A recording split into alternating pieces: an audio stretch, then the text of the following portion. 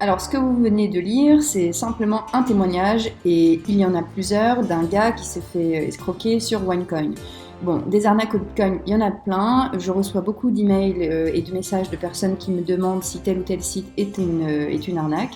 Alors j'ai décidé de faire cette vidéo où on va voir pourquoi ça marche tellement, et vous allez voir les mécanismes qui rentrent en jeu pour que finalement on se fasse tous pigeonner. Et en plus, je dis ça moi-même, surtout au début, parce que bon, maintenant je connais un peu les failles, je vois, et puis vous aussi, je pense que beaucoup qui me suivent, vous savez reconnaître maintenant des arnaques, mais c'est vrai que quand on arrive, c'est très difficile de faire la part des choses et de reconnaître un gros scam d'un site tout à fait normal.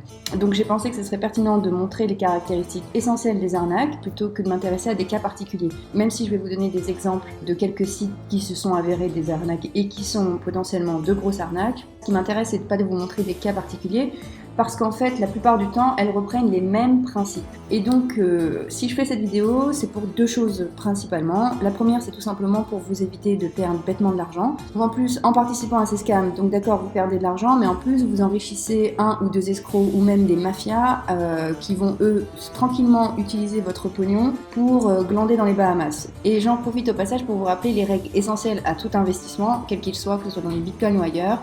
Il faut toujours investir uniquement l'argent que vous avez déjà. Même si vous êtes sûr de votre coup, même si c'est votre ami qui vous dit de le faire ou n'importe qui, participez à l'investissement uniquement si vous avez un argent en plus, de la même manière que vous achèterez une veste un peu chère ou un sac ou qu'importe. Bon voilà, ça c'est des règles de base, mais j'ai l'impression qu'il faut que je le répète, et c'est toujours bien de le répéter. Votre argent mérite bien sûr une meilleure fin que de finir dans les poches d'un pauvre bandit, incapable de gagner de l'argent à la sueur de son front, mais ça c'est son problème, on va pas rentrer dans ce détail de la morale, ça appartient à chacun. L'autre raison pourquoi je fais cette vidéo, et c'est surtout en fait la raison qui me motive le plus, c'est que ça fait beaucoup de mal au monde des crypto-monnaies. Avec toutes ces arnaques, comment voulez-vous que la masse s'intéresse sérieusement aux crypto-monnaies si à chaque fois on parle de gros scandales et d'arnaques? Et d'ailleurs, c'est encore plus vrai pour les pays africains qui sont encore plus victimes de ces escroqueries. Enfin, les escroqueries, il y en a partout dans le monde, ça c'est un fait, mais ce que je vois, c'est que ça commence à arriver de façon massive en Afrique, donc il faut faire vraiment très attention. La deuxième raison, c'est plutôt ça, c'est parce que ça empêche tout simplement la technologie de la blockchain, qui peut améliorer de nombreuses industries, comme vous le savez, se faire tâcher, en fait, écraser par ces arnaques. C'est vraiment trop dommage. Et tant qu'il y aura des gens crédules et dupes et tout simplement des pigeons à ces systèmes de merde, moins il y aura de tentatives pour créer des bons systèmes de blockchain, CQFD. Alors bon, l'introduction est finie, on va commencer par le premier élément qui doit clairement vous inquiéter quand vous avez affaire à un nouveau site. Tout d'abord, la première chose, ce sont les équipes absentes ou floues. Ça, c'est la première chose qui doit vous alerter. Quand un entrepreneur ou une entreprise monte une boîte, la seule chose qui l'anime, c'est que cette boîte soit reconnue et connue. Du coup, on est censé trouver des fiches sur LinkedIn, des profils un peu partout, mais pas seulement. Sur LinkedIn, il y a beaucoup d'arnaques aussi de gars qui font l'arnaque très bien et qui mettent des profils, des photos, des noms, mais c'est là où vous devez un peu plus creuser. Et souvent, ils ne mettent que un nom d'une personne, et souvent aussi, ces personnes n'ont rien à voir avec les crypto-monnaies. Par exemple, ils vont prendre Jacques, un vendeur de poissons au marché, et lui inventent une vie sur LinkedIn. Ça, faut faire très attention, et c'est assez facile sur LinkedIn de reconnaître. En fait, c'est un profil qui a été créé rapidement, vous voyez qu'il n'y a pas de vraie corrélation, et que c'est toujours la même photo du gars. Et puis bon, bien sûr, vous pouvez aller plus loin encore, c'est-à-dire simplement enregistrer la photo et regarder sous Google Images d'où elle vient. Vous allez voir que souvent, ça vient ou d'un site de jeu de casino ou un truc comme ça, enfin rien de bien sérieux. Pour les équipes absentes ou floues, bizarrement, il peut y avoir l'inverse, parce que les escrocs savent qu'on les démystifie comme ça. Donc voilà, le deuxième point, c'est que précisément ce serait l'inverse, ce serait qu'un dirigeant ou un fondateur serait beaucoup trop présent. Alors voilà, regardez bien cette femme, il s'agit de Ruja Ignatova. On ne sait pas si elle a été placée comme ça, comme un pantin avec son frère ou qu'importe, mais toujours est-il que par exemple cette femme-là a bien montré son visage et elle a fait quasiment l'inverse des autres escroqueries du Bitcoin jusque-là. C'est-à-dire qu'elle s'est montrée partout, elle est allée sur des plateaux télé, elle elle s'est affichée, elle a parlé de OneCoin, alors que OneCoin c'est la plus grosse, c'est même vraiment l'une des plus grosses escroqueries du Bitcoin, et pas seulement du Bitcoin en fait, tellement le volume était énorme, hein, c'est quasiment une arnaque à 3,5 milliards de dollars. Personne ne l'a retrouvée, elle a changé de coupe de cheveux, je sais pas où elle est, à Francfort ou quoi, mais toujours est-il que c'est pas parce qu'une personne se montre, s'affiche, que ce n'est pas forcément une escroquerie, ça peut être même carrément le signe que c'est une belle et grosse escroquerie. Donc voilà, ça aussi je voulais vous dire. Donc si vous voyez un fondateur qui fait des stories, qui se montre sur Skype, qui publie des photos, là franchement il faut vous inquiéter. C'est encore plus vrai si le type en plus affiche sa richesse, parce que tout simplement là vous allez vous dire ah il a de l'argent donc forcément son système marche. Alors là c'est clairement le signe, et d'ailleurs c'est l'attribut que beaucoup d'escrocs utilisent, c'est-à-dire qu'ils vont se montrer dans des hôtels chics avec des belles voitures, parce que inconsciemment vous allez vous dire que forcément ce mec sait comment faire de l'argent, donc vous allez vouloir savoir comment il fait, et évidemment faire comme vous. Donc ça, faut aussi se méfier.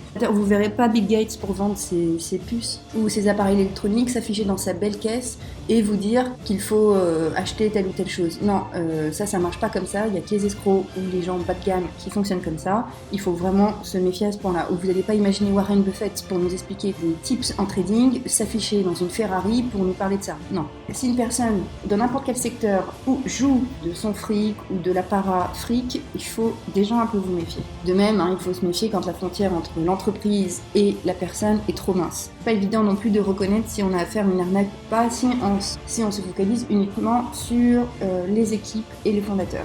Quand vous avez passé le stade de l'équipe et que vous n'êtes toujours pas sûr, là, il faut regarder le produit. Alors, en général, ça va toujours être irrésistible. Et quand je dis irrésistible, je le dis très sérieusement. C'est-à-dire qu'ils vont jouer sur des sentiments forts pour vous faire craquer. Et bien évidemment, cela va être autour d'une promesse d'or. Une fois qu'on se fait piéger, le premier truc qu'on se dit, c'est que « qu'est-ce que je suis bête, c'était trop beau pour être vrai ». Et ben oui, ils vont jouer sur le fait que ce soit trop beau. C'est le principe même des arnaques. Jouer sur la corde sensible, jouer sur le fait que vous pouvez devenir riche demain grâce à lui. D'ailleurs, dans la vie en général, en dehors des cryptos, dès qu'on vous parle de devenir riche comme Crésus ou de gagner de l'argent à foison ou comment devenir riche rapidement, déjà dites-vous très clairement que vous avez probablement affaire à une escroquerie parce qu'il n'y a pas de solution miracle pour devenir riche. Il n'y a pas de produit, de formation en ligne, de n'importe quoi qui va vous rendre riche. Devenir riche, ça se fait par étapes et en général, il faut créer un produit et le vendre via une entreprise, basta.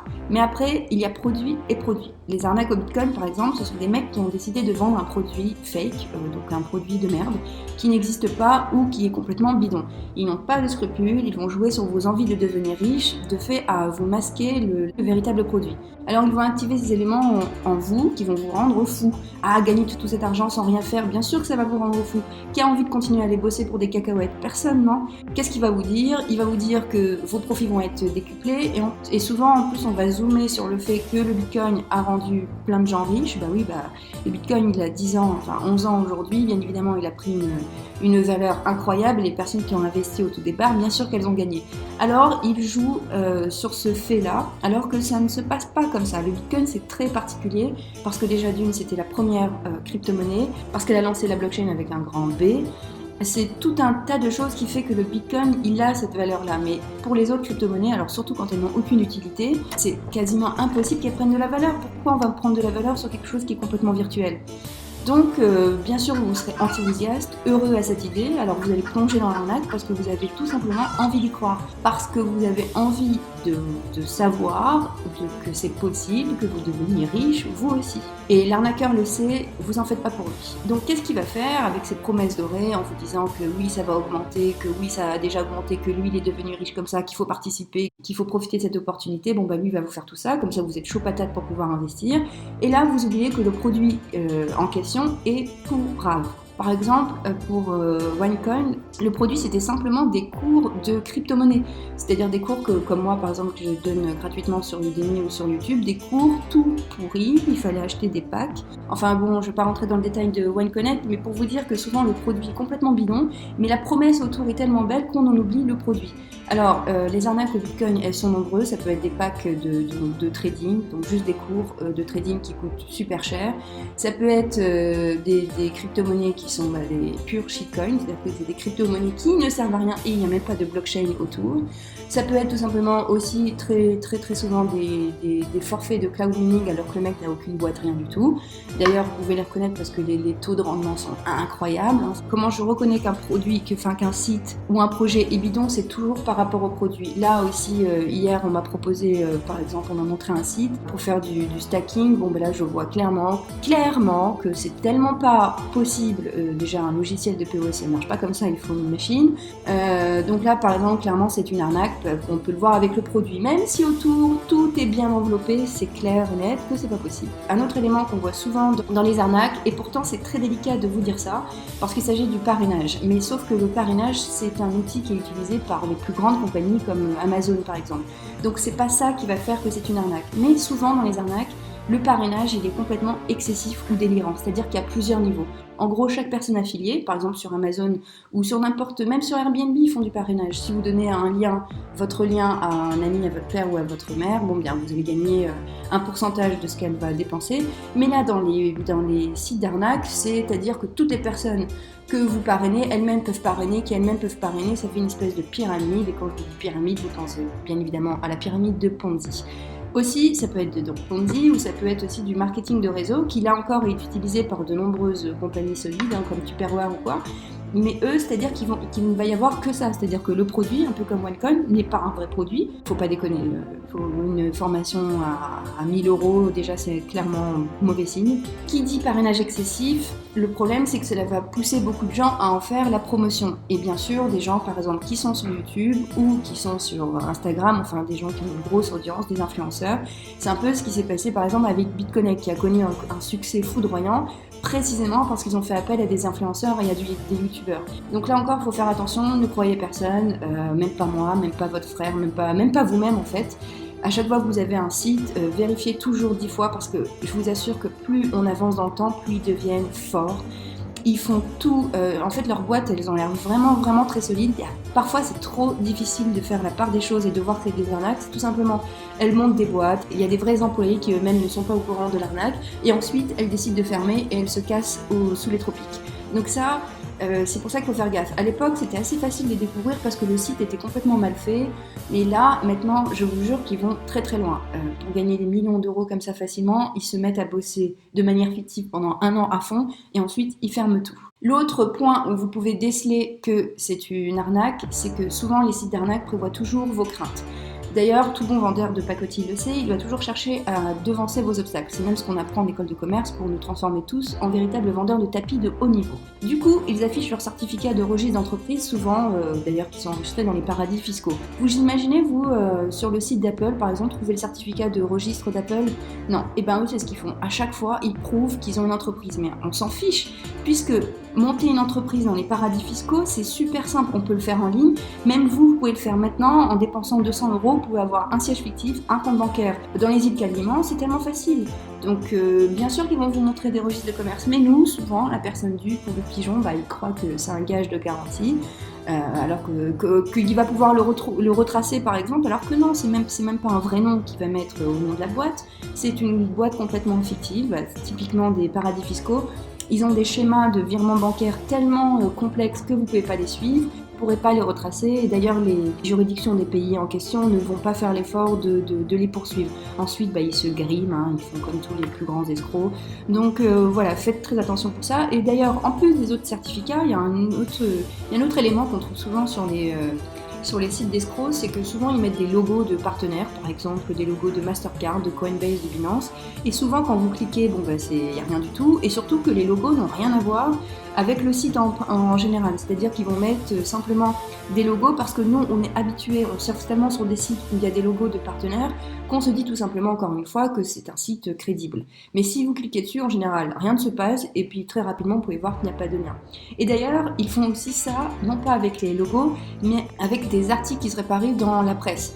Alors, ils vont tellement loin que sachez que parfois, ils créent des blogs bidons. Et puis aussi, tout simplement, parfois, ils n'hésitent pas à mettre des logos de vrais blogs alors qu'il n'y a pas d'articles. Ça, il faut faire très attention. D'ailleurs, je vais vous dire quelque chose sur les avis et les articles. Si un seul site a ne serait-ce qu'un commentaire négatif ou une suspicion de scam, que ce soit une vidéo, un article, un commentaire, il faut déjà vous méfier. Parce que par exemple, les bons sites comme Coinbase ou Binance n'ont pas. Vous pouvez chercher partout sur le net, vous n'allez pas trouver un gars qui va dire que c'est de l'arnaque. Ou alors si vous trouvez un mec qui dit que c'est de l'arnaque, c'est tellement... ça peut être parce que lui, à cause d'un bug ou quelque chose comme ça, mais vous voyez bien que la masse utilise ces sites-là depuis des années et que tout roule. Mais quand vous avez affaire à un nouveau site et qu'il y a déjà une personne qui prétend que c'est un scam, c'est pas forcément que ça veut dire que c'est un scam ou une arnaque ou qu'importe, mais ça veut dire déjà qu'il faut faire attention. Parce que ces entreprises, elles sont très fortes déjà pour faire des faux commentaires. Donc elles payent des gars pour écrire des commentaires magnifiques sur Trustpilot. Elles payent leurs amis pour écrire des avis bidons sur Facebook, par exemple, des trucs comme ça. Ils vont payer des agences d'e-réputation pour tout nettoyer, donc faites très attention. Et puis en général, quand vous voyez aucun article sur un site, un blog, n'importe quoi, c'est que vraiment l'entreprise est vraiment très bizarre, parce qu'il faut savoir que les blogs et les sites de médias d'information, comment ils fonctionnent, ils sont ravis de trouver des sites à partager en fait à leur audience. Donc en général, ils font un travail plus élaboré en fait pour pouvoir écrire un article dessus. Et s'il n'y a aucun article, c'est vraiment bizarre. C'est-à-dire que d'une part, les médias n'ont pas été informés, ce qui fait partie du boulot de n'importe quelle boîte de se faire connaître, donc de travailler sur sa communication. Mais ça veut dire surtout que les blogueurs et les journalistes ont trouvé déjà qu'il y avait un pépin et que cette entreprise n'avait pas de quoi en parler, quoi. Donc voilà pour les points essentiels des sites d'arnaque. Si vous voyez plein d'indices, ne serait-ce qu'un seul, n'investissez pas. Et puis encore une fois, c'est pas la peine d'investir du fric que vous n'avez pas. Bien sûr qu'ils vont jouer sur la cupidité qu'on a tous au fond de nous, parce qu'on veut tous un peu plus d'argent, bien sûr, pour améliorer notre quotidien. Mais tombez pas dans le panneau. Il y a des sites fabuleux où on peut vraiment gagner de l'argent. Alors bien sûr, ce sera peu, justement. Que ce soit les prêts de Bitcoin, par exemple, qui marchent très bien, ou du staking, vous allez gagner. Vous n'allez pas devenir riche du jour au lendemain, mais vous allez amasser des petites sommes de façon passive, si c'est ça que vous recherchez. Vous pouvez faire des investissements avec le trading, même si c'est le trading, c'est le plus risqué, mais je veux dire, il y a plein de manières de gagner de l'argent modérément avec les crypto-monnaies. Ne tombez pas sous les sirènes de ces sites bidons, parce que vraiment, ça vous fait du mal à vous-même, et ça fait du mal à cette technologie-là, parce que là, c'est vraiment trop. Donc voilà pour cette petite vidéo rapide. Je vous dis à bientôt pour d'autres vidéos où je vais vous parler, où je vais vous montrer des sites qui vous rapportent justement de l'argent de façon raisonnable et des sites fiables. Voilà, passez une bonne journée. Je sais qu'on est en plein confinement, donc vous avez le temps de vous renseigner. Donc prenez le temps et faites attention à vous. Et voilà, je vous dis à bientôt.